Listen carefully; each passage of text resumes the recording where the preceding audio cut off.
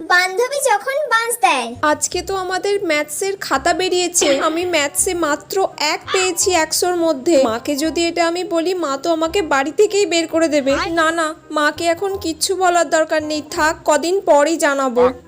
A few moments later. কিরে সুপর্ণা, কি করছিস? আবার এখন কেন এসেছে? আরে রিমা যে। কাকিমা ভালো আছেন তো? এসো রিমা, বসো বসো বসো। তুই বস না, বস, তোর সাথে আমার কথা আছে। হ্যাঁ বসছি। আসলে আজকে তো ম্যাথসের খাতা বেরিয়েছে। যেটার ভয় পাচ্ছিলাম ঠিক সেটাই হলো। কাকিমার সঙ্গে তো আমার দুদিন আগে দেখা হয়েছিল। কাকিমা তখন আমাকে জিজ্ঞাসা করছিল, কাকিমা জানেন তো আমাদের ম্যাথসের খাতা বেরিয়েছে, আর আমি 98 পেয়েছি।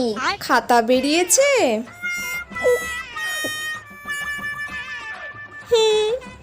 কত মার্কস পেয়েছিস?